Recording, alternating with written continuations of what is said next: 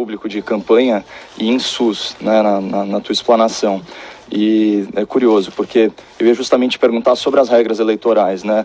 A sua campanha, ela custou aproximadamente 6 milhões e meio de reais, né? Portanto, 4 milhões a mais do que a campanha do vencedor, do Jair Bolsonaro, que inclusive foi uma campanha de 2 turnos. Na minha visão, que eu não tive como liberal, disparo de WhatsApp de empresa privada, como se isso for comprovado na justiça, né? vou coadunar contigo, mas ainda não é o caso.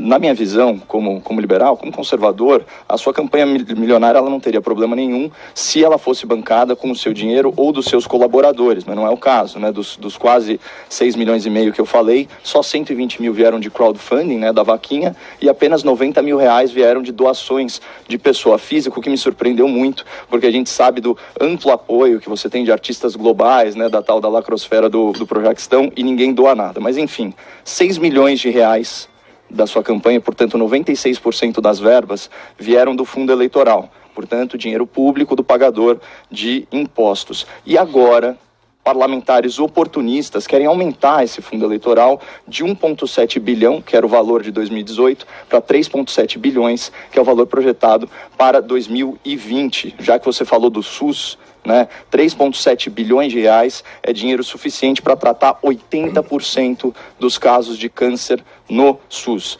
Então eu queria saber, na verdade, já ficou claro que você é a favor do financiamento público de partidos e campanhas, mas eu queria saber se você é a favor desse aumento que tá para ser votado do fundo eleitoral.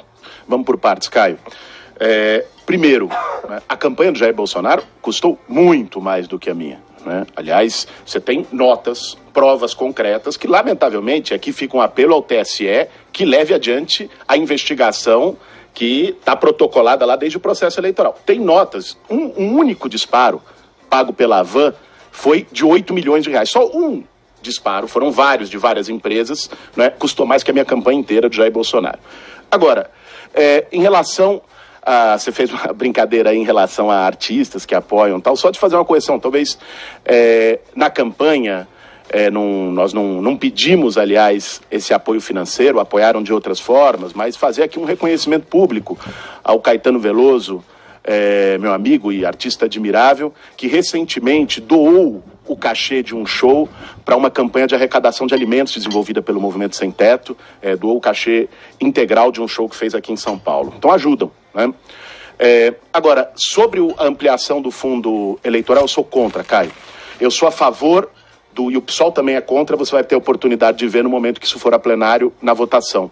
Por quê? E parabenizo toda a bancada por isso. Claro, porque eu acho inaceitável num país que tem um nível de desigualdade, de pobreza que nós temos, um nível de precariedade no serviço público, que você discuta ampliação de verba para um processo eleitoral que já é extremamente caro. Mas a manutenção vocês defendem, do 1,7 bilhão. Nós somos a favor, aliás, de um fundo menor do que esse, né, de uma redução do fundo. Nós somos a favor de um fundo público por quê? Né? Porque as campanhas serão financiadas de toda forma. Se não forem pelo público, serão pelo privado, né? E sendo pelo privado, isso significa, como sempre significou na história brasileira, a captura dos eleitos pelos interesses privados que financiaram. Isso vai gerar um prejuízo ao erário público muito maior do que um financiamento público de campanha. Agora, esse financiamento tem que ser módico, esse financiamento não pode ser... tem que ser proporcional às necessidades do país. E tem muita verba aí para ser...